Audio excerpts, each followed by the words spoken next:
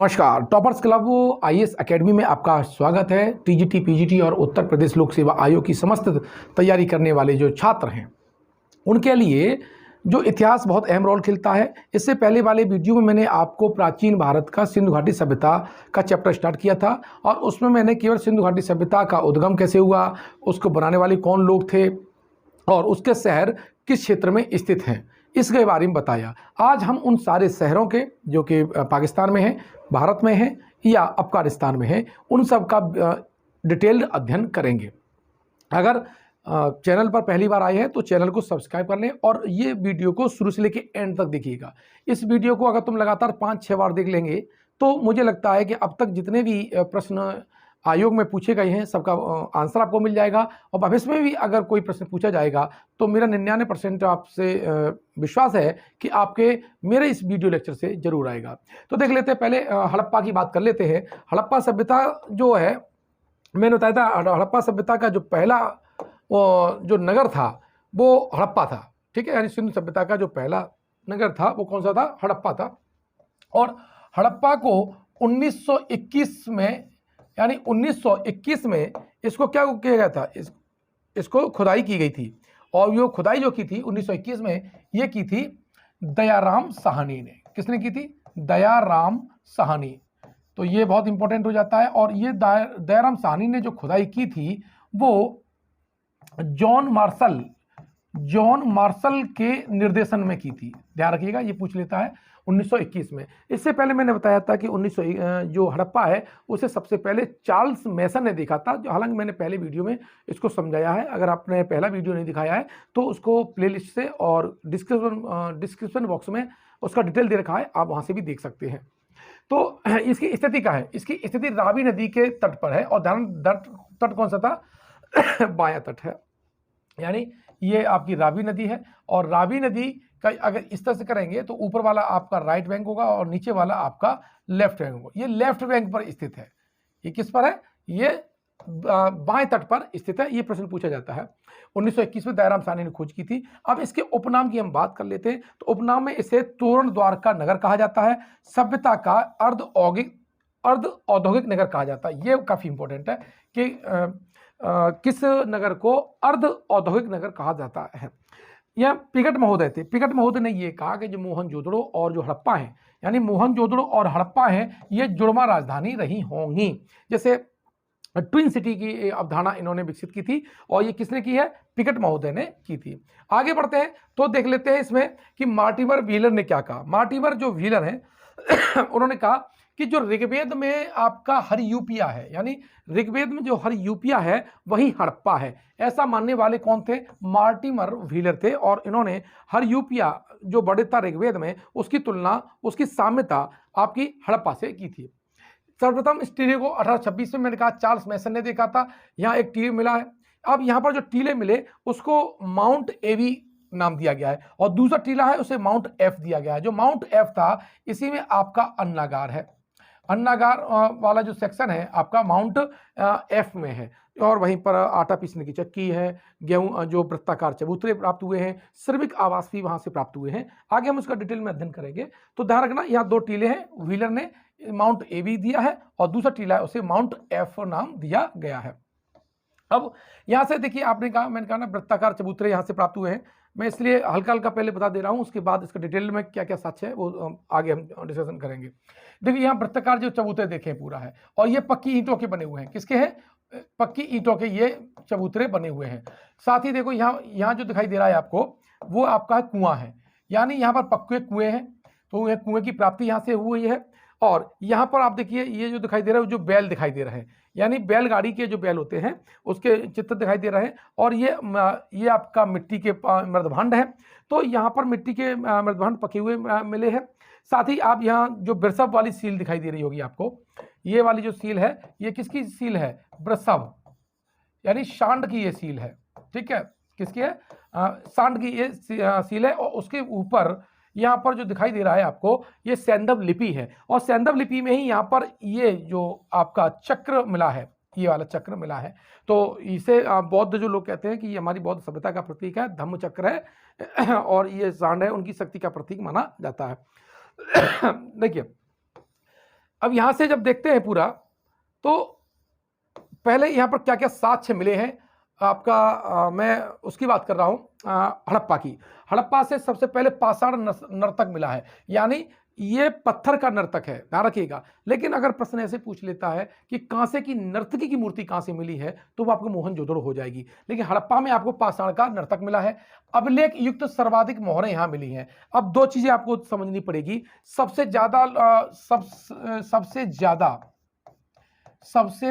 ज्यादा जो मोहर हैं, ठीक है, वो मिली है आपकी मोहनजोदड़ो से, ठीक है, मोहनजोदड़ो से मिली है। लेकिन अगर बात करें अभिलेख युक्त, यानी ऐसी मोहर जिसपे कुछ लिखा हुआ है, ठीक है, ऐसी सबसे ज्यादा जो मिली है वो आपकी हड़प्पा से है। यानी अभिलेख युक्त सर्वाधिक मोहरें आपकी हड़प्पा से मिली हैं, जबकि सबसे ज्यादा मोहरें आपकी मोहनजोदड़ो से मिली हैं। अब यहां से मिट्टी की बनी एक टोकरी का, यहां पर एक मिट्टी की टोकरी बनी है, और मिट्टी की टोकरी का एकमात्र साक्ष्य केवल हड़प्पा में मिला है। साथ ही हिरण पर आक्रमण करता हुआ कुत्ते की, और ये कैसी मूर्ति है, पीतल की मूर्ति है। हम ये जानते हैं कि जो आपकी सिंधु घाटी की सभ्यता है, ये कैसी है, कांस्य युगीन सभ्यता है। कैसी है, कांस्य युगीन है, ब्रॉन्ज, इसमें ब्रॉन्ज का प्रयोग किया गया है। लेकिन यहां पर पीतल भी, यानी मिश्र धातु दूसरी जो प्राप्त होती है वो आपकी पीतल प्राप्त होती है। पीतल का साक्ष्य कहां से मिलेगा, आपको हड़प्पा से मिलेगा। साथ ही दूध पिलाती हिरणी, श्रमिक आवास आज 6-6 की कतार में है। कितनी, 6-6 की कतार में है, 3-3 ऐसे यहां पर 6 की कतार में श्रमिक आवास बने हुए हैं। काले पत्थर का शिवलिंग यहां से प्राप्त हुआ है। साथ 1.5 फीट का पैमाना, और ये जो पैमाना जो प्राप्त हुआ है वो आपका जो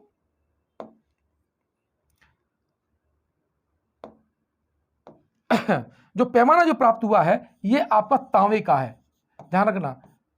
ये किसका है, तांबे का प्राप्त हुआ है। या स्वास्तिक का चिन्ह, यानी शुभ लाभ का जो चिन्ह है। अब हम लोग जो पूजा करते हैं तो आपने स्वास्तिक का चिन्ह, ये कहीं कहीं साथियां भी बोला जाता है।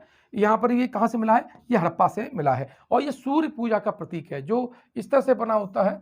ये किसका होता है, सूर्य ऊर्जा का, सूर्य पूजा का प्रतीक माना जाता है, ठीक है, सूर्य पूजा का। इससे तांबे का आपको क्या मिला है, वृषभ मिला है। और धोती पहने हुए साल ओढ़े व्यक्ति की मूर्ति, यहां बात समझने की जरूरत है। यहां पर सॉल ओढ़े व्यक्ति है और वो मूर्ति है। लेकिन अगर पुरोहित की मूर्ति बात करें तो पुरोहित की जो मूर्ति प्राप्त हुई है वो मोहनजोदड़ो से प्राप्त हुई है। तो यह आपको कंफ्यूजन नहीं होना है।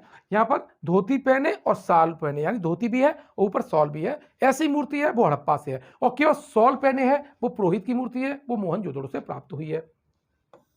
अब यहां से देख ले और क्या क्या है। देखिए, जो सभ्यता होती है, जो मात्र सत्तात्मक सत्ता है सिंधु घाटी की सभ्यता, तो सीधी सीधी बात है, स्त्री के सौंदर्य और उनके प्रसाधन की चीजें यहाँ जरूर मिलेंगी। तो यहाँ पर मूर्ति जिसमें स्त्री के गर्भ से निकलता हुआ पौधा निकला है, यानी देखिए ये वाला पॉइंट सॉरी बता रहा था कि स्त्री के गर्भ से पौधा निकल रहा है। इसका मतलब है ये पृथ्वी को माता के रूप में पूजते होंगे और उर्वरकता की देवी मानते होंगे। साथ ही प्रसाधन मंजूषा, यानी इसमें बंधनी, कान कुदेरनी और चिमटी, यानी जैसे आज श्रृंगार वाली जो चीजें होती हैं वो बॉक्स यहां से प्राप्त हुआ है। भट्टों के अवशेष, चूंकि सिंधु घाटी सभ्यता में पकी ईंटों का प्रयोग किया जाता था तो उसके लिए ईंट के भट्टे चाहिए, तो ईंट के भट्टे भी कहां से प्राप्त हुए हैं, हड़प्पा से प्राप्त हुए हैं। एक बर्तन पर एक मछुआरे का चित्र बना हुआ है, यानी एक ये बर्तन है और बर्तन पर क्या हुआ है, मछुआरे का चित्र बना हुआ है। तो यह भी प्रश्न आ जाता है।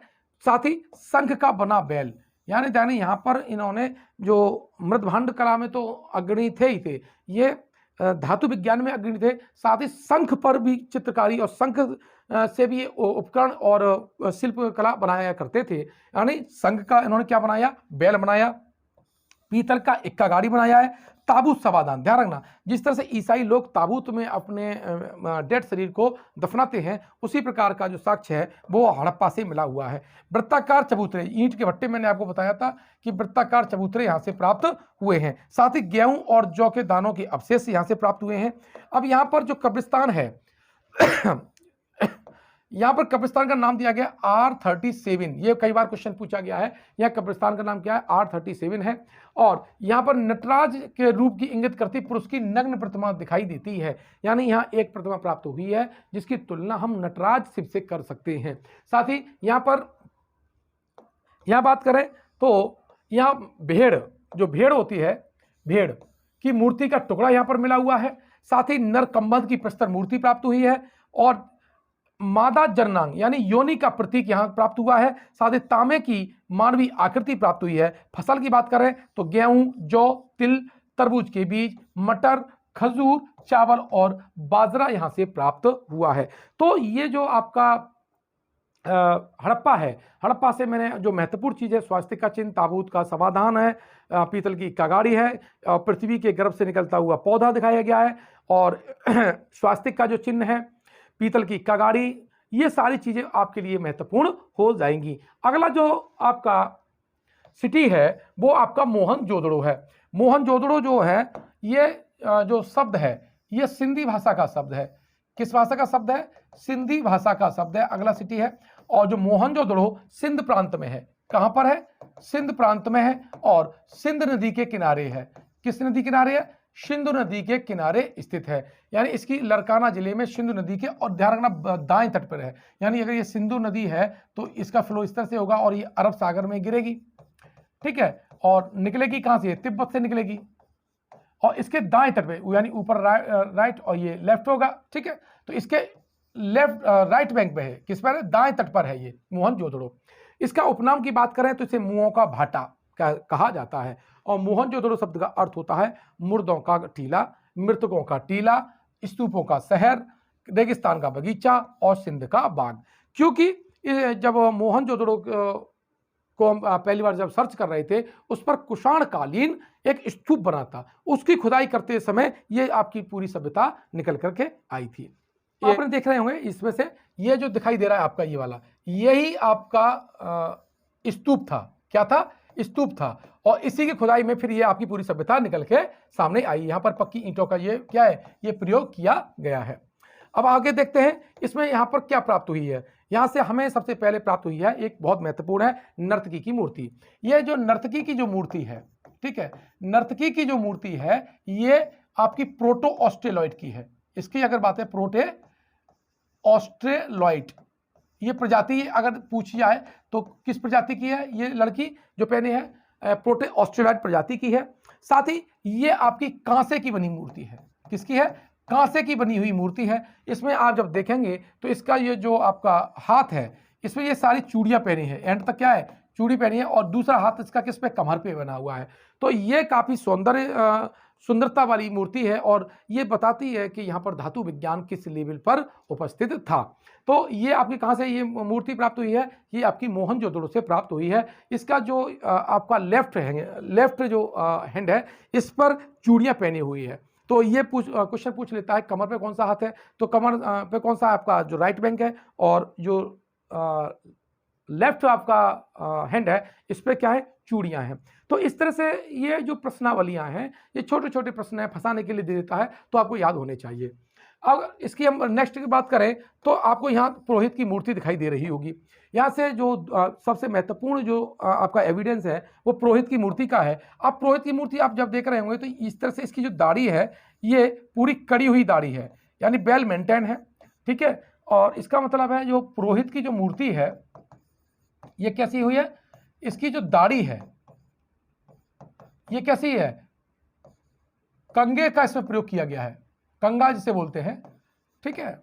और इसकी जो मूछें हैं, ये जो आपकी जो मूछें हैं ये क्लीन है। क्या है? मूछें आपकी क्लीन है, यानी साफ रखते थे। और ये जो पहने हुए हैं यहाँ पर ये एक शॉल है जिसमें 3 पत्ते बने हुए हैं। तो इसकी जो शॉल का है तिपतिया शॉल, तिपतिया शॉल, ठीक है। ये पूछ सकता है आपसे कैसा तिपतिया शॉल वाली मूर्ति कहां से प्राप्त हुई है। और इसकी बात करें तो ये जो पुरोहित की मूर्ति है, ये जो व्यक्ति है वो मंगोलॉइड है। ये जो व्यक्ति है ये किसकी प्रजाति का है? ये मंगोलॉइड प्रजाति का व्यक्ति है। साथ ही इसमें यहाँ पर इसने ऊनी पहनी हुई है। एक ये गहना होता था, ये बहुतायत से यहाँ पर मिला है, जिसे बाद में स्त्रियों ने बिंदी के रूप में यूज कर लिया। ये साइड काट गया, इसे हम बोलते हैं ऊनी। ये ऊनी का जो निशान है, जो गहना है, इस पुरोहित की मूर्ति पे दिखाई देता है। तो इस तरह से यहाँ की जो प्रमुख मूर्तियां हैं इसके बारे में मैंने आपको बताया। अब देखिए यहाँ पर ये ईंट है, देखिए जो मोहनजोदड़ो है, ये पक्की ईंटों, बड़ी बड़ी ईंटों का, यानी सबसे बड़ी जो हड़प्पा सभ्यता की, जो सिंधु सभ्यता की सबसे बड़ी जो ईंट है वो आपकी कहाँ से प्राप्त हुई है? मोहनजोदड़ो से प्राप्त हुई है। यानी इस ईंट, जो सबसे बड़ी ईंट है, ठीक है, सबसे बड़ी ईंट है, इसका जो साइज है वो है 24, सॉरी, इसका जो सबसे बड़ा जो साइज है वो आपका है 51.43 इंटू 26.23 इंटू आपका 6.35, कितना है? 6.35, और ये सारी डायमेंशन आपकी मीटर में है। ये यहाँ की सबसे बड़ी ईंट है, आपको जो दिखाई दे रही होगी, ये जो आपकी है वो क्या है? ये आपकी ईंट है। ये बड़ी बड़ी ईंटों का प्रयोग करते हैं, जो कि बड़े स्ट्रक्चर भी उन्होंने बनाए हैं। लेकिन नेक्स्ट देखते हैं कि यहाँ पर जो आपके जो प्राप्त हुए हैं, ये घरों में कुएं प्राप्त हुए हैं। आपको ये दिखाई दे रहा होगा, ये क्या है? ये पूरा कुआं है, और ये कहाँ पर बना हुआ है? घरों के अंदर बना हुआ है। और ये जो बड़ी बड़ी ईंटों का इन्होंने ये प्रयोग किया है इसके चारों ओर कवर्ड करने के लिए। तो इसका मतलब है यहाँ पर जो घरों के अंदर कुएं मिलते थे, बाहर जो नालियाँ मिलती थी, वो नालियाँ भी चौकोर पे, मतलब समकोण पे काटती थी, और अच्छी सीवेज व्यवस्था वहाँ पर उपस्थित थी। लेकिन इसके जो ये तो मुख्य मुख्य डेटा हो गए, लेकिन हम यहाँ पर एक स्ट्रक्चर समझ लेते हैं। यहाँ की सबसे महत्वपूर्ण जो साइट है वो आपका है स्नानागार। यहाँ क्या प्राप्त हुआ है? स्नानागार प्राप्त हुआ है।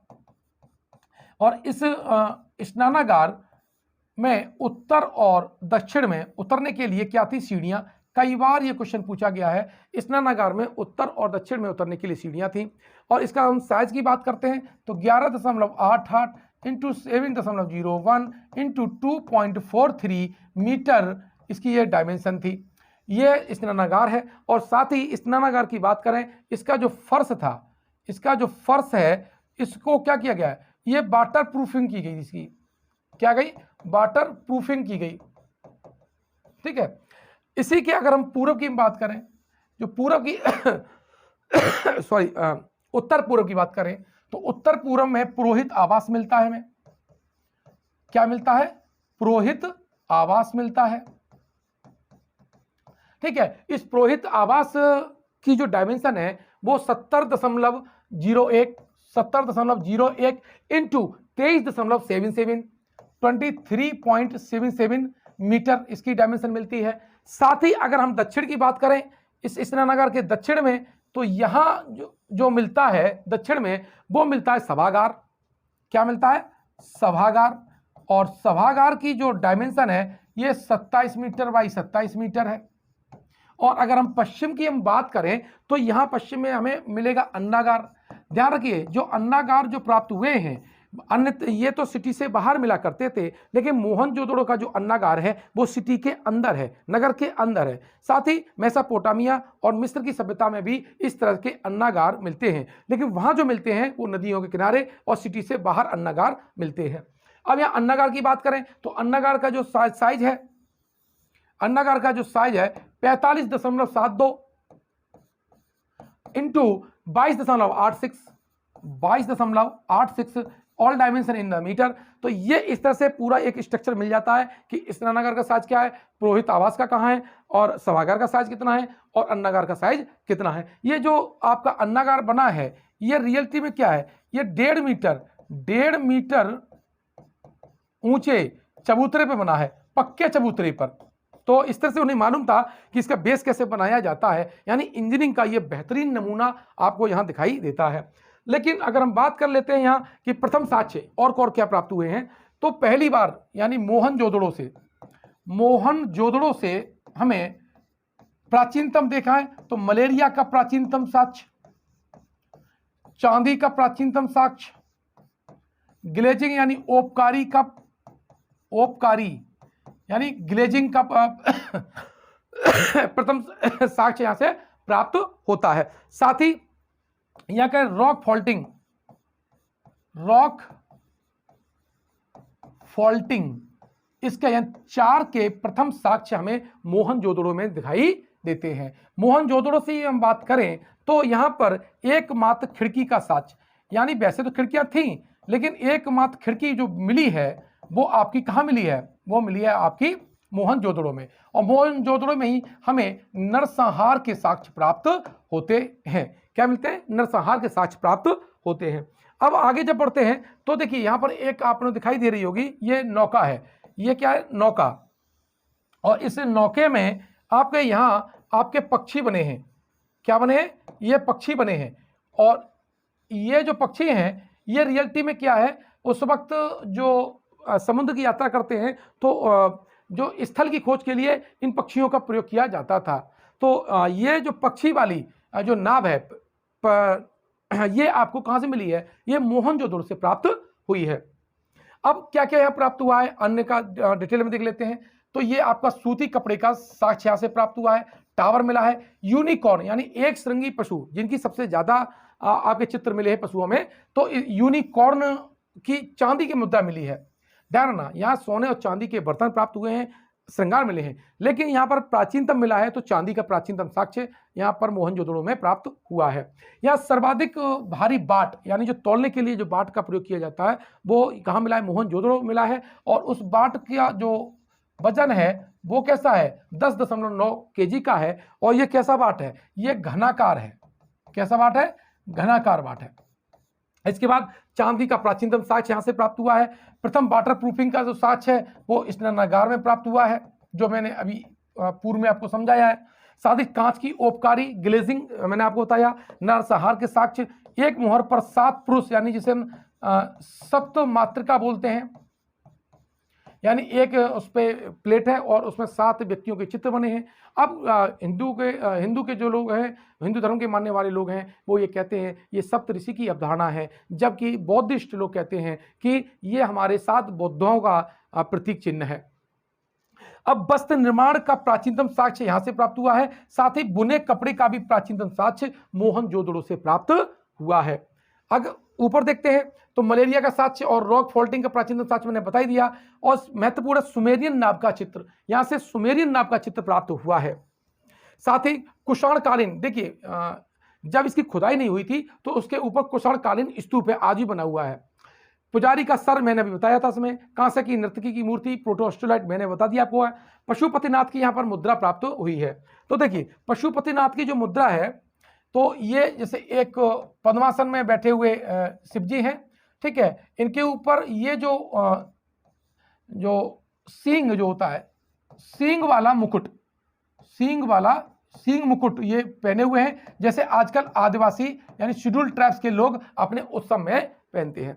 अब इसका जो लेफ्ट है और राइट है, ये वाला जो ये आपका होगा राइट और ये होगा लेफ्ट है। तो लेफ्ट की ओर यहाँ पर कौन कौन से जानवर मिलते हैं? तो यहाँ पर आपको जो पशुपतिनाथ की जो मुद्रा सील है उस पर हाथी मिलता है, गैंडा मिलता है, बाघ मिलता है, हिरण मिलता है, ठीक है। लेकिन किस दिशा में कौन कौन मिलता है? तो दाईं ओर की हम बात करें, दाईं ओर तो हाथी और बाघ है। हाथी और बाघ किधर है? दाईं ओर है। और लेफ्ट की बात हम करें तो लेफ्ट की ओर आपका भैंसा और गैंडा है, भैंसा और गैंडा है। और पैर के नीचे जो प्राप्त हुए हैं ये यहां पर प्राप्त हुए हैं 2 हिरण।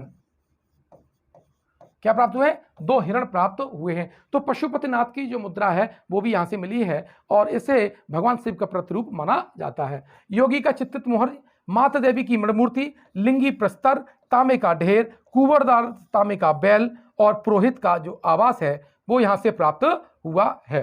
तो इस तरह से मैंने आपको मोहनजोदड़ो के बारे में सारी चीजें बताई। अब यहां से एकमात्र खिड़की का साक्ष्य बहुत महत्वपूर्ण हो जाता है। यहां से हाथी का कपाल खंड भी प्राप्त हुआ है। तो ये सारे डेटा को आप बार बार नोट्स के रूप में लिखिएगा। करेंगे एक अन्य नगर का जिसका नाम है कालीबंगा। काली जो बंगा है इसका नाम पहले समझ लेते हैं। कालीबंगा का अर्थ होता है काली मिट्टी की चूड़ियाँ, काली मिट्टी की चूड़ियाँ।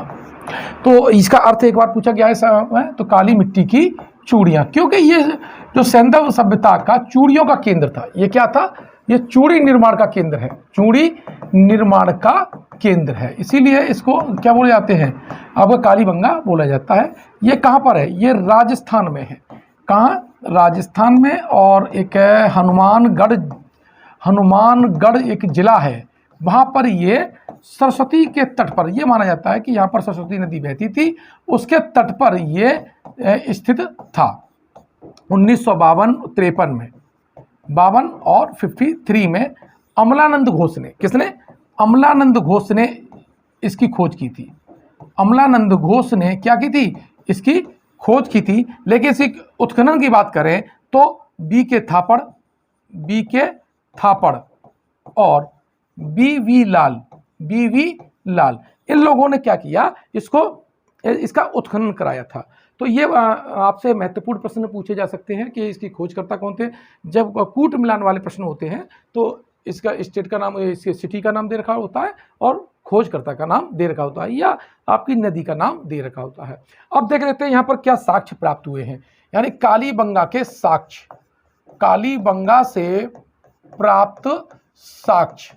देखिए सबसे महत्वपूर्ण जो यहाँ पर है, यहाँ पर हल के निशान मिले हैं, हल के निशान, और हल के निशान साथ ही जुते हुए खेत का साक्ष्य, जुते हुए खेत का जो साक्ष्य है वो यहाँ से प्राप्त हुआ है, सबसे महत्वपूर्ण है। दूसरा, यहाँ से जल निकास प्रणाली है, यानी जो सिंधु घाटी सभ्यता की सबसे महत्वपूर्ण व्यवस्था है जल निकास प्रणाली, इसका यहाँ पर अभाव मिलता है। क्या मिलता है? अभाव मिलता है, यानी यहाँ पर स्पष्ट और विकसित जल निकास प्रणाली देखने को नहीं मिलती है। साथ ही इसका जो पश्चिमी टीला था, जो शासक टीला है, ये दो भाग में विभाजित है, यानी इसका जो पश्चिमी जो टीला है, ठीक है, ये पश्चिमी जो टीला है दो भागों में विभाजित है, लेकिन चारदीवारी एक जैसी है, कबाड़ है, ठीक है, क्या है? कबाड़ है। और यहाँ के मकानों को बनाने में, यानी इसकी जो दुर्गीकृत किया गया है वो कच्ची ईंटों से किया गया है। ध्यान रखें, कच्ची ईंटों का प्रयोग यहाँ पर किया गया है। हालांकि जो पक्की ईंटों का प्रयोग मोहनजोदड़ो, हड़प्पा और लोथल वगैरह में होता था, लेकिन यहाँ पर कच्ची ईंटों का प्रयोग दिखाई देता है। साथ ही हम देखते हैं यहाँ पर कि यहाँ जो सड़क है, सड़क को पक्का करने का साक्ष्य यहाँ से प्राप्त होता है। ये कई बार प्रश्न पूछा है कि सड़क को पक्का करने का जो साक्ष्य है वो कहाँ, किस स्थल से प्राप्त होता है, तो उसका आंसर क्या हो जाएगा? कालीबंगा हो जाएगा। साथ ही यहाँ पर युगल समाधान प्राप्त होगा। क्या होगा? युगल समाधान, यानी स्त्री पुरुष की डेड बॉडी यानी कंकाल एक साथ प्राप्त होते हैं। साथ ही यहाँ पर बेलनाकार मोहर मिली है, बेलनाकार मोहर, ठीक है, बेलनाकार यहाँ मोहर की प्राप्ति हुई है। भूकंप के साक्ष्य प्राप्त हुए हैं, यह भी काफी इंपॉर्टेंट है कि भूकंप के साक्ष्य कहां से प्राप्त हुए हैं? भूकंप के साक्ष्य, ठीक है। और साथ ही अग्निकुंड, क्या बात है? यज्ञ वेदिकाएं या अग्निकुंड यहां से प्राप्त हुए हैं। सड़क का पक्का साक्ष्य बनाना, युगल समाधान, बेलनाकार मोहर, भूकंप के साक्ष्य और अग्निकुंड की बात करें। साथ ही यहां से बात करें तो अलंकृत ईंट, आज जैसे फर्श पे आप जब अपना फर्श बनाते हो तो उस पर टाइल्स का प्रयोग करते हो, उस वक्त के जो कालीबंगा के लोग थे वो भी अपने फर्श को टाइल्स के द्वारा सजाते थे, यानी अलंकृत ईंट का जो फर्श है वो आपको कालीबंगा से प्राप्त हुआ है। यहाँ पर सब जो होते हैं, जो डेड बॉडी है उसके दफनाने के, उसको निस्तारण करने के तीनों दिखाई देते हैं। ये दफनाते भी थे, जलाते भी थे और बहाते भी थे, ठीक है, यानी ये तीनों के साक्ष्य आपको समाधान की तीनों प्रकृतियां यहां देखने को मिलती हैं। यहां पर ईंटों से निर्मित चबूतरे प्राप्त हुए हैं।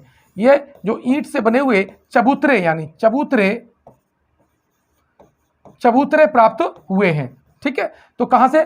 कालीबंगा से ईंट के चबूतरे प्राप्त हुए हैं। सबके दफनाने की तीनों विधियां यहां से प्राप्त हुई हैं। लेकिन महत्वपूर्ण बात यह है कि यहां पर मातृ देवी, किसकी? मातृ देवी की मूर्ति प्राप्त नहीं होती, यानी सारी जगह से मातृ देवी के साक्ष्य प्राप्त हुए हैं, लेकिन कालीबंगा एक ऐसी साइट है जहां पर मातृ देवी की कोई मूर्ति प्राप्त नहीं हुई है। यानी बड़े जितने भी नगरों की खुदाई हुई है उसमें मातृ देवी का चाहे सील के रूप में, चाहे खिलौने के रूप में, किसी न किसी रूप में साक्ष्य प्राप्त होता है, लेकिन कालीबंगा साइट से हमें ऐसी चीजें प्राप्त नहीं होती हैं। दो फसल उगाने का साक्ष्य, यानी यहां पर दो फसल एक साथ उगाने का साक्ष्य प्राप्त होता है, यानी इसमें 190 सेंटीमीटर का एक फसल के बीच 190 सेंटीमीटर का डिफरेंस होता था, और दूसरी अगर देखा जाए वर्टिकली तो 30 सेंटीमीटर जो डिफरेंसेस है वो प्राप्त होता है हमें। यानी दो फसलों को एक साथ उगाने का जो साक्ष्य है वो कालीबंगा से प्राप्त होता है।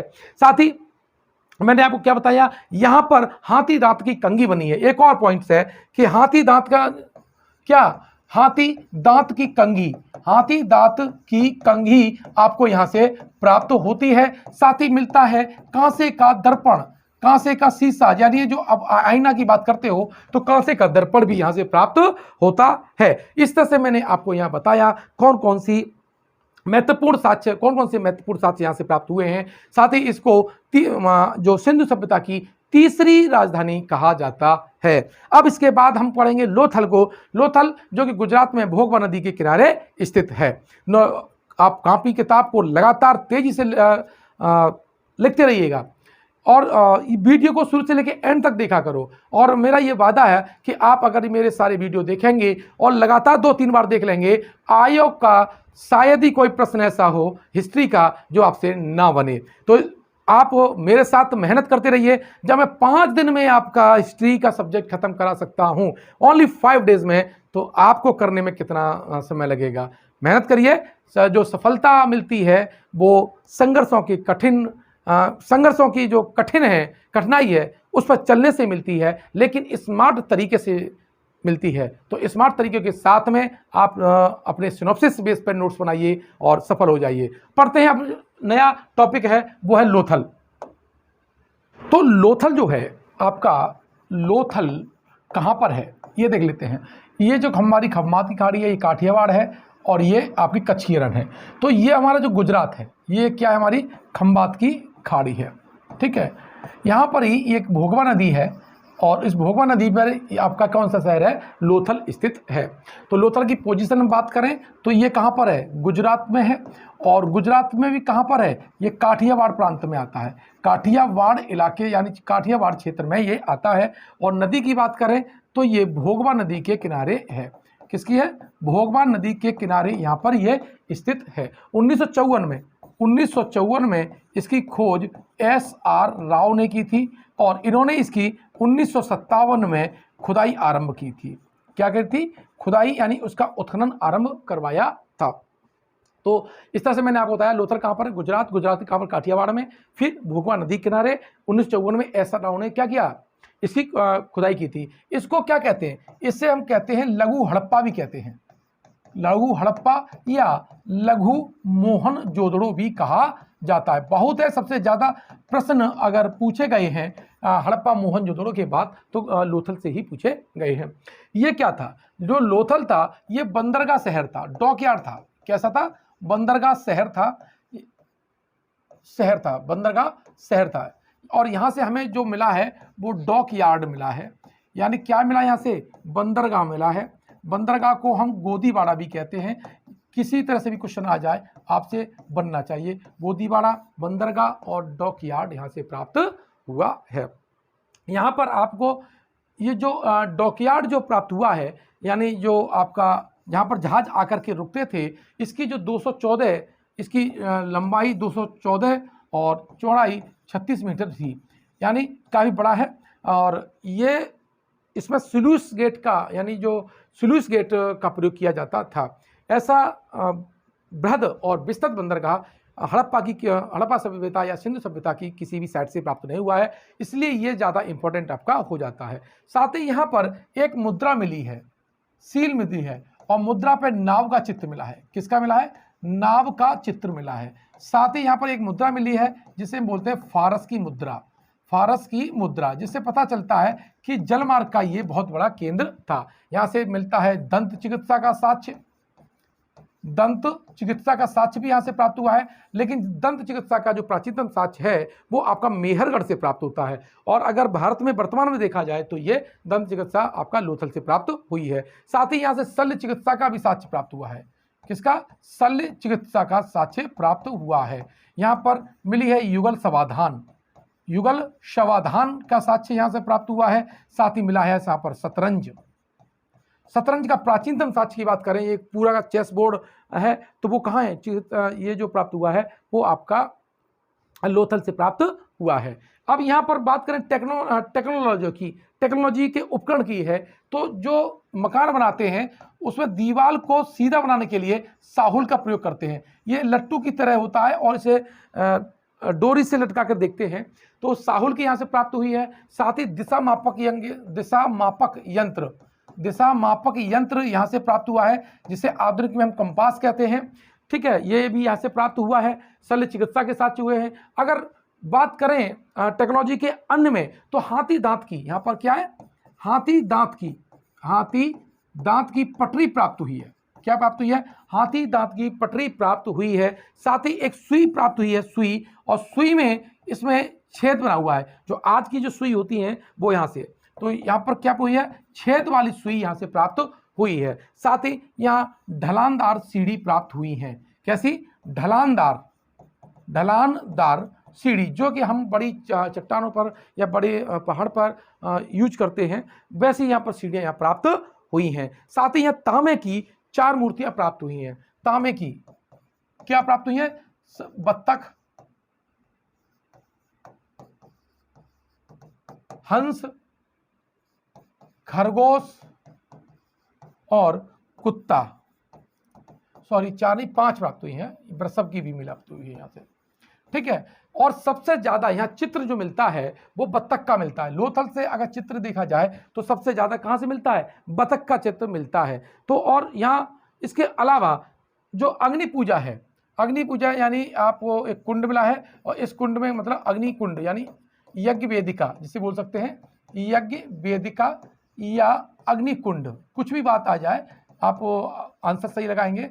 इसके साथ यहाँ से प्राप्त हुए हैं, और इसमें जली हुई जो पक्षी हैं, जंतु हैं, उनकी हड्डी और कंकाल प्राप्त हुए हैं। इसका सीधा सीधा अर्थ है कि ये कोई यज्ञ जैसी प्रथा रही होगी या भून के खाने वाली कोई प्रथा रही होगी, इसके लिए इसका प्रयोग करते हैं। साथ ही यहाँ पर अगर बात करें लोथल के जो मकान हैं, सिंधु घाटी सभ्यता में जो भी मकान होते थे, ये राजपथ है, और इसके जो ये गलियां होती थी, ठीक है, क्या होती थी? गलियां होती थी। तो ये मकान है, ये गली की ओर इनके दरवाजे खुलते थे। कहाँ पर? दरवाजे गली में खुलते थे, मुख्य सड़क पर नहीं खुलते थे। लेकिन लोथल एक ऐसा शहर है जहां पर जो राजपथ है, ठीक है, और राजपथ, ये गलियां यहां पर है, ये गलियां हो गई, तो गलियों के साथ साथ इसकी मुख्य सड़क पर भी आपका जो किवाड़ है वो बने रहते थे। यानी जो किवाड़ हैं, जो दरवाजे हैं, वो मुख्य सड़क की ओर खुलते हैं। लोथल एकमात्र ऐसा शहर है। साथ ही यहां पर मिलेगा आपको बाजरा और चावल। अगर बात पूछे कि सिंधु घाटी सभ्यता में सबसे पुराना चावल भारतीय प्रांत में कहां पर है, तो चावल के जो प्राचीनतम साक्ष्य है, बाजरे का जो साक्ष्य है, वो कहां पर मिलता है? लोथल में प्राप्त होता है। साथ ही धान की भूसी यहां से प्राप्त हुई है। क्या प्राप्त हुई है? धान की भूसी भी यहां से प्राप्त हुई है। तो इस तरह से ये मैंने आपको लोथल से मिलने वाले साक्ष्यों का लोथल से प्राप्त होने वाले साक्ष्यों का उल्लेख किया है। अब इसके बाद हम पढ़ेंगे चन्हूदड़ों को। चन्हूदड़ों भी सिंध प्रांत में सिंधु नदी के किनारे स्थित है। देखते हैं चन्हूदड़ों को। चन्हूदड़ों, ध्यान रखना जितने भी दड़ों हैं वे आपके सिंधु नदी के किनारे हैं। तो ये सिंधु नदी के किनारे हैं और वर्तमान में ये पाकिस्तान के अंतर्गत आता है। उन चन्हूदड़ों को अगर देखें तो 1931 में एन.जी. मजूमदार ने, किन्होंने? एन.जी. मजूमदार ने इसको क्या किया था? खोजा था। और 1935 में जो अर्नेस्ट मैके हैं, अर्नेस्ट जो मैके, इन्होंने इसका उत्खनन कराया। मैं देखिए सारे फैक्चुअल आपको डेटा बताता रहा हूं, तो वीडियो थोड़ा लंबा जरूर हो रहा है, लेकिन इसे आप फास्ट मोड पे आप देख सकते हैं ताकि कोई प्रश्न आपसे बाकी ना बचे। ये मैंने इसमें 1991 से लेकर के 2021 तक जो पीसीएस में प्रश्न पूछे गए हैं, पहले ऑप्शन हिस्ट्री हुआ करता था और टीजीटी पीजीटी है, इन सारे के क्वेश्चन को मैंने इसमें शामिल किया है, इसीलिए इसमें फंसने के जो प्रश्न हैं उसके चांस ज़्यादा हैं। तो चन्हूदड़ों सिंधु नदी में 1931 एन.जी. मजूमदार, ठीक है, और 1935 में अर्नेस्ट मैके ने इसकी उत्खनन कराया। इसे भारत का शेफील्ड कहा जाता है। भारत का क्या कहा जाता है? शेफील्ड कहा जाता है। ये फैक्चुअल क्वेश्चन है, पूछते रहता है। और साथ ही इसे औद्योगिक नगर कहा जाता है। औद्योगिक नगर कहा जाता है क्योंकि यहाँ मनके बनाने का कारखाना मिला है, मनके बनाने का कारखाना, ठीक है। साथ ही यहाँ से मिला है कपड़े के रंगाई का केंद्र। कपड़ों को रंगाई का केंद्र जो होता है, रंगाई केंद्र यानी रंगने का केंद्र है, वो भी यहाँ से प्राप्त हुआ है। साथ ही यहाँ पर झूकर और झांगर संस्कृति दिखाई देती है। इस स्थल से झूकर और झांगर संस्कृति के लक्षण भी दिखाई देते हैं। साथ ही इसकी हम बात करें, नोट कर लीजिए इसे, अन्य साक्ष्यों की बात करें तो यहाँ वक्राकार ईंट प्राप्त हुई है, वक्राकार ईंट की प्राप्ति यहाँ से हुई है। देखो दो तरह से ईंट पूछी जाती है, सबसे बड़ी ईंट मोहनजोदड़ो से प्राप्त हुई है, वक्राकार ईंट चनोदड़ो से प्राप्त हुई है, और जो फर्श पर अलंकृत ईंट है वो आपकी कालीबंगा से प्राप्त हुई है। तो ये प्रश्न आपसे अक्सर पूछा जाता रहता है, सिंपल है, छोटे छोटे एग्जाम में, तो ये आपको याद होने चाहिए। साथ ही यहाँ पर लिपस्टिक का साक्ष्य प्राप्त हुआ है, किसके? लिपस्टिक का जो साक्ष्य है यहाँ से प्राप्त हुआ है। मन के बनाने का कारखाना, मन के बनाने का कारखाना यहाँ मिला है, बनाने का कारखाना, ठीक है। और यहां पर जो प्राप्त हुई है वो तांबे की बैलगाड़ी, तांबे की बैलगाड़ी क्या प्राप्त हुई है? तांबे की बैलगाड़ी प्राप्त हुई है। तांबे की बैलगाड़ी, मन के बनाने का कारखाना, लिपस्टिक और वक्राकार आपकी ईंट है। साथ ही यह मिट्टी की पक्की गाड़ी, बैलगाड़ी, किसकी? मिट्टी की बैलगाड़ी प्राप्त हुई है। बैलगाड़ी का जो नमूना है वो प्राप्त हुआ है। भाला फेंकता हुआ एक मनुष्य, भाला फेंकता हुआ मनुष्य की एक यहाँ पर मूर्ति प्राप्त हुई है, और ये किसकी है? तांबे की बनी हुई है। तो इस तरह से ये इसका जो यहाँ से जो महत्वपूर्ण प्रश्न है वो यही है। लेकिन सबसे ज़्यादा यहाँ से जो प्रश्न पूछा गया है वो ये है कि यहाँ पर ये जो चनोदड़ो है इसकी किलेबंदी नहीं की गई थी। एकमात्र शहर जो किलेबंद नहीं है वो आपका चनोदड़ो है। तो ये आप कर लेंगे, वक्राकार ईंट, और सबसे ज़्यादा आपके कौन सा शहर में जहाँ किलेबंदी नहीं है, इसका साक्ष्य, किलेबंदी के साक्ष्य यहाँ से प्राप्त नहीं हुए हैं, इसका आंसर क्या हो जाएगा? चनोदड़ो हो जाएगा। तो ये आप अच्छी तरह से याद कर लीजिएगा। अब हम देखते हैं आपका सुरकोटदा। अगला जो शहर है वो आपका है सुरकोटदा। मैं सारे जो सैंधवकालीन सारे नगरों के और उसकी विशेषताओं के बारे में बताऊंगा, लेकिन आपसे इतना चाहूँगा कि अगर कोई इसमें आप पॉइंट ना समझ में आया हो और आप मुझसे और कोई विशेष टॉपिक चाहते हो तो कमेंट बॉक्स में लिखेंगे। सुरकोटदा की बात करें तो ये 1964 में इसको खोजा गया था, और ये वर्तमान में कहाँ पर है? गुजरात में है। कहाँ पर है? गुजरात में है। और इसकी खोज की थी जगपति जोशी ने।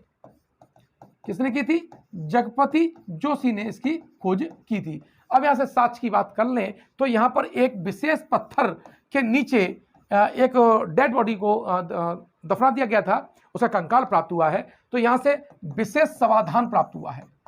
क्या प्राप्त हुआ है? विशेष समाधान हम किसे कह सकते हैं। साथ ही यहाँ पर देखें तो कलश समाधान यानी एक मिट्टी का जो कलश है और उसमें हड्डी और राख रखी हुई है, ऐसे 4 कलश समाधान यहाँ से प्राप्त हुए हैं। साथ ही यहाँ पर एक शॉपिंग कॉम्प्लेक्स टाइप की संरचना मिली है, ठीक है, किसकी? शॉपिंग कॉम्प्लेक्स की है। और यहाँ पर तराजू का पलड़ा मिला है, तराजू का पलड़ा। ये सारे देखिए, जब फैक्चुअल मुझे याद हो सकते हैं तो आपको भी याद हो सकते हैं, ध्यान रखिएगा।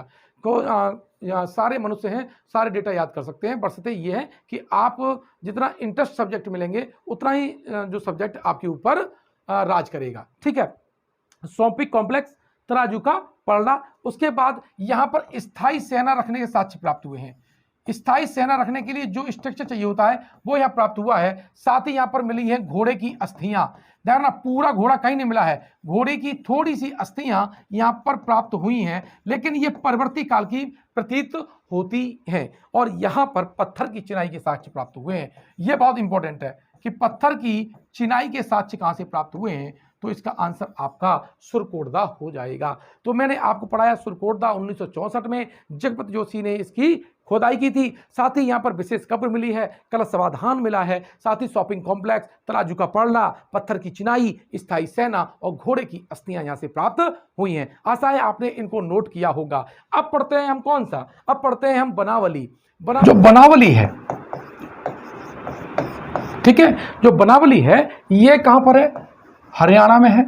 और हरियाणा के किस में है? हिसार जिले में है। हिसार जिले में है, ध्यान रखना, पूछे जाने की प्रबल संभावनाओं से एक है। और ये रंगोई नदी के किनारे है, रंगोई नदी के किनारे स्थित है। और ये धनाढ़ लोगों की बस्ती थी, कैसी? धनाढ़ लोगों की ये बस्ती है, इसलिए क्योंकि यहाँ पर जो प्राप्त हुआ है वो मिला हुआ यहाँ पर रसोई घर, विकसित रसोई घर मिला है। कैसा मिला है? विकसित रसोई घर मिला है। हाथ जो धोते हैं वाश बेसिन यहाँ से प्राप्त हुआ है, एकमात्र जगह जहाँ से वाश बेसिन की प्राप्ति हुई है। और मॉडर्न जो शौचालय है, शौचालय की बहुत अच्छी व्यवस्था यहाँ से प्राप्त हुई है। तो ये धनाढ़ लोग होते हैं, उनकी बस्तियाँ होती हैं। साथ ही जो जौहरी लोग थे, मुझे लगता है कि यहाँ पर जो लोग रहते थे वो सोने चांदी के आभूषण ज़्यादा बनाते रहे होंगे, क्योंकि यहाँ पर कसौटी पत्थर मिला है। और कसौटी जो पत्थर है वो उसमें सोने की और जो धातुओं की शुद्धता जांच करने के लिए उसमें ये प्रयोग होता है। यहाँ पर अगर हम बात करें तो पक्की ईंट है, तो पक्की ईंट का वैसे कम प्रयोग मिलता है, लेकिन यहाँ पर कुओं में पक्की ईंट मिलेंगी, साथ ही आपकी कुआं मिलेगी स्नानागार में, और साथ ही आपका जो पक्की ईंटों का जो प्रयोग किया गया है वो जल निकास में किया गया है। किसमें किया गया है? जल निकास में इसका प्रयोग किया गया है। इसके अलावा देखें तो यहां पर मिला है सरसों का ढेर। क्या मिला है? सरसों का ढेर। और सरसों के ढेर के साथ साथ यहां पर जो प्राप्त हुआ है वो पत्थर का बटखरा।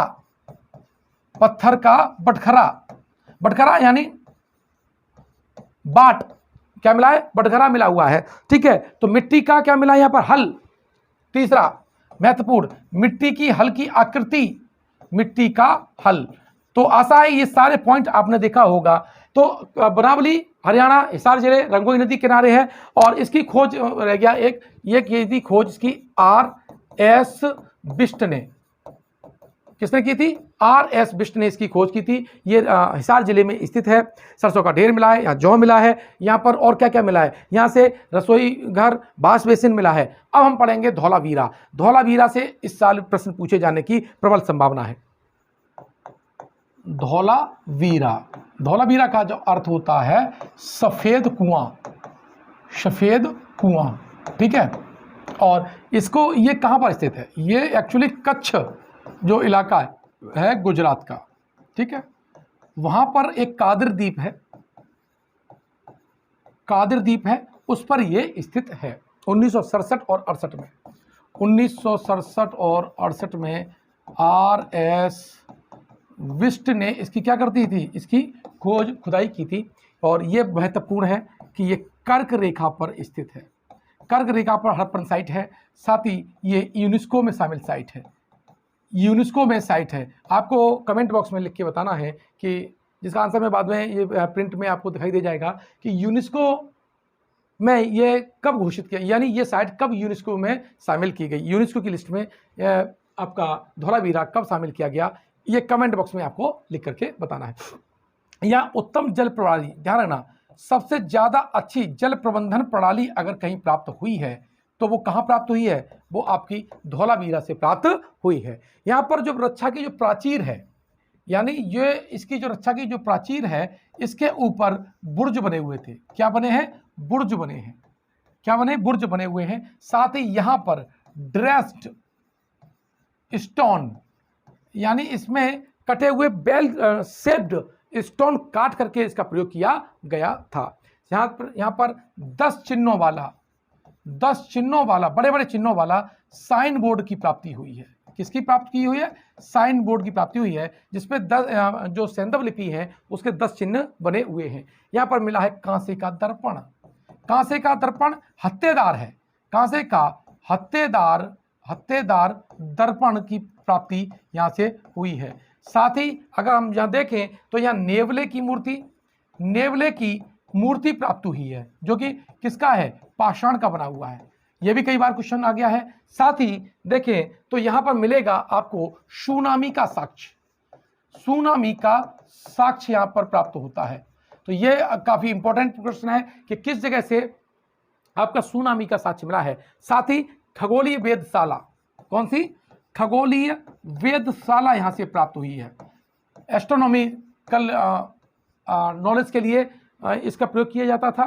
साथ ही यहाँ पर आयताकार कुआं प्राप्त हुआ है। आयताकार कुआं ये अपना विशेष का है। साथ ही 31 सीढ़ी वाला यहाँ पर जलाशय की प्राप्ति हुई है। किसकी प्राप्ति हुई है? जलाशय की प्राप्ति हुई है। और जो एक यहाँ पर जो पाषाण खंड मिले हैं, ये हैं श्वेत पाषाण खंड हैं। श्वेत पाषाण खंड जो कैसे हैं, ये इस पर पॉलिश की गई हुई है। क्या गई है? पॉलिश। तो पॉलिश श्वेत पाषाण खंड कहाँ से प्राप्त हुए हैं? आपके धौलावीरा से प्राप्त हुए हैं। रॉक कट जलाशय, रॉक कट जलाशय, rock cut reservoir, rock cut जो जलाशय है, इसकी जो प्राप्ति हुई है वो कहाँ से हुई है? धौलावीरा से प्राप्ति हुई है। साथ ही यहाँ से मिला है आपको स्टेडियम। जो स्टेडियम जो प्राप्त हुआ है, जो स्टेडियम यानी खेल के लिए बड़ा प्रांगण यहाँ से प्राप्त हुआ है, जिसकी जो साइज है वो 300 इंटू 50 मीटर है। कितनी है? 300 इंटू 50 मीटर यहाँ पर वाला एक स्टेडियम यहाँ से प्राप्त हुआ है। ये सारे जो फैक्चुअल डेटा हैं, बहुत इंपॉर्टेंट डेटा हैं। ये आप इसे विधिवत रूप से नोट करेंगे, ताकि एग्जाम हॉल में आपसे अगर यहाँ से कोई फैक्चुअल क्वेश्चन आता है तो वो आपसे बन जाए। तो मैंने यहाँ से बताया, खगोलीय वेधशाला बताई, यहाँ पर सीढ़ीदार आपका जलाशय बताया, आयताकार कुआं बताया, साथ ही ड्रेस स्टोन यहाँ बताए, श्वेत पाषाण प्राप्त हुआ है जो कि कैसा है, जो पॉलिश किया हुआ यहाँ श्वेत पाषाण खंड है, और यहाँ से नेवले की मूर्ति प्राप्त हुई है। इसकी खोज 1967 और 68 में जगपत जोशी ने की थी। आशा है कि आपने इसे पढ़ा होगा।